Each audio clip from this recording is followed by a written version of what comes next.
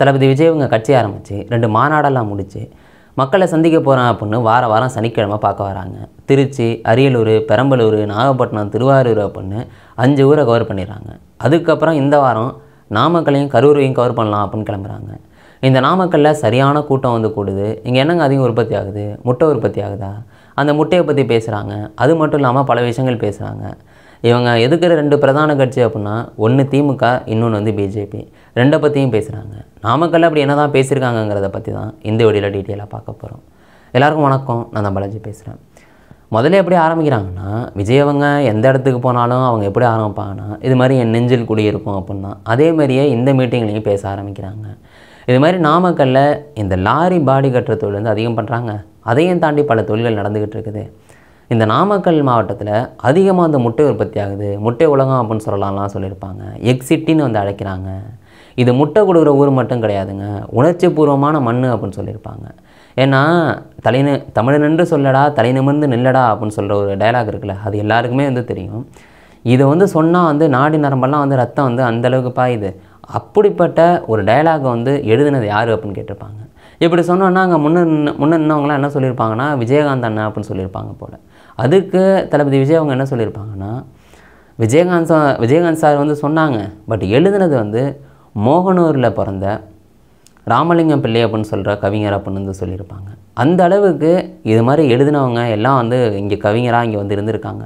அப்படிப்பட்ட ஒரு மண் அப்படின்னு நாமக்கல் மாவட்டத்தை வந்து நல்லா பெருமையாக வந்து சொல்லியிருந்திருப்பாங்க. அதையும் தாண்டி இடஒதுக்கீடு வந்து உரிமையாக வந்து கொடுத்தது வந்து இங்கே திருச்செங்கோடுக்கு பக்கத்தில் பிறந்த ஒருத்தர் தான்.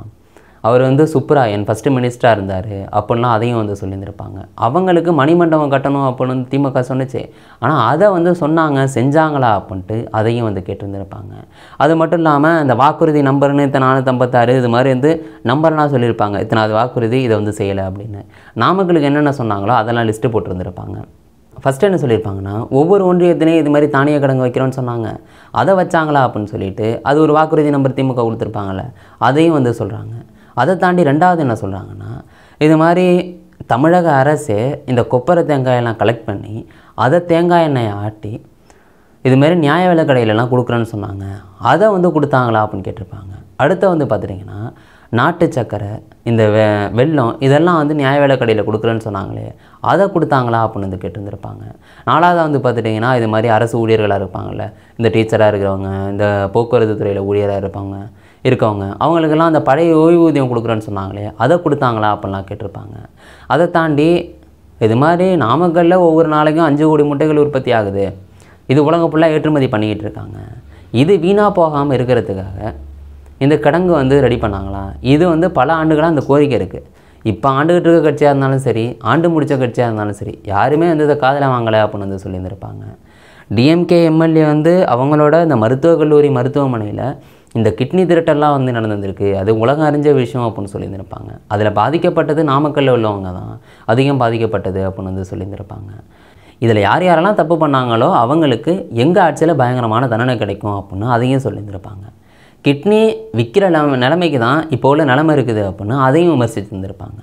அதை தாண்டி விஜய் அவங்க என்ன சொல்லியிருப்பாங்கன்னா, நான் இவ்வளோ ஊருக்கு போயிருக்கேன்ல, இங்கே உள்ள எல்லா ஊர்லேயும் எல்லா மகளும் என்கிட்ட என்ன சொல்கிறாங்கன்னா, போகிறதுக்கு நல்ல ரோடு வேணுங்கிறாங்க, நல்ல மருத்துவம் வேணுங்கிறாங்க, பெண்கள் பாதுகாப்பு, இதை தான் எல்லா ஊர் மக்களும் வந்து சொல்கிறாங்க. இப்படி அவங்க கேட்குறது அது மட்டும்தான், வேறு எதுவுமே வந்து கிடையாது. அதை தாண்டி என்ன சொல்லியிருப்பாங்கன்னா, கல்வி, ரேஷனு, மருத்துவம், பெண்கள் பாதுகாப்பு இதிலெல்லாம் எந்த சமரசமும் கிடையாது அப்படின்னு எல்லா இதுலேயும் சொல்கிற மாதிரி இங்கேயும் வந்து சொல்லியிருந்திருப்பாங்க. இதை தான் செய்ய போகிறேன்னு சொல்லியிருப்பாங்களா? எல்லாரும் இதை தானே சொல்கிறாங்க, நீங்களே இதை சொல்கிறீங்களே, ஏன் புதுசாக எதுவும் சொல்ல மாட்டீங்க அப்படின்னு சில பேர் கேட்குறாங்க.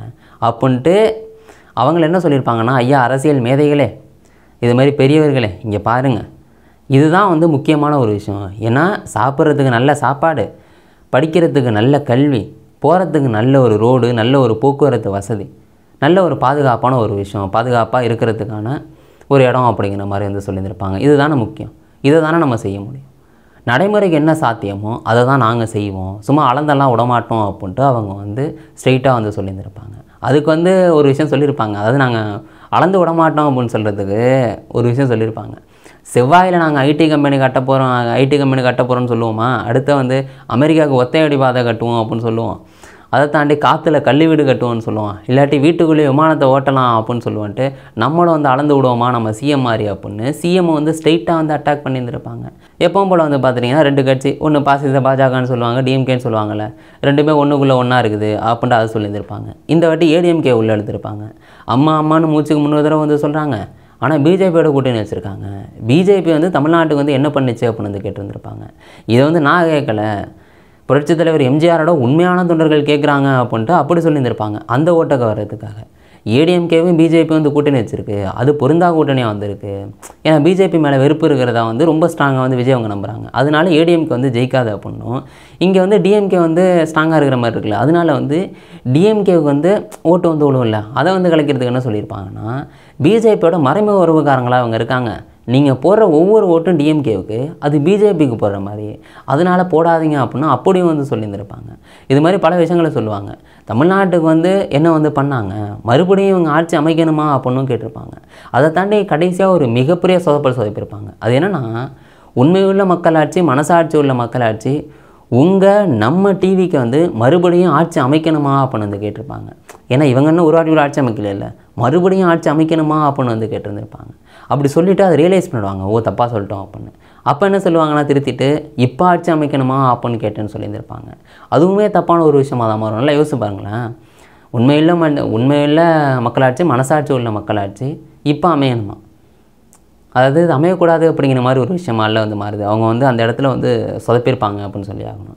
இப்போ தான் ஆரம்பிச்சிருக்காங்க, பயங்கரமாக பேசுவாங்க அப்படின்னு வந்து நம்புவோம். அதை தாண்டி அடுத்து என்ன சொல்லுவாங்கன்னா, இது மாதிரி என்னை வந்து அந்தளவுக்கு வந்து நம்புறீங்க, வாங்க ஒரு கை பார்த்துடலாம் அப்படின்னு சொல்லிட்டு அந்த நாமக்கல் மீட்டிங் வந்து முடிப்பாங்க. நீங்கள் நாமக்கல் மீட்டிங்கில் விஜய் பேசுனது, தளபதி விஜய் அவங்க பேசுனதை பற்றி நீங்கள் என்ன நினைக்கிறீங்க? உங்கள் மனசுக்கு என்ன தோணுதோ அதை கீழே கமெண்ட் பண்ணுங்க. நாளைக்கு ஒரு வீடியோவில் நான் உங்களை வந்து சந்திக்கிறேன். Bye guys.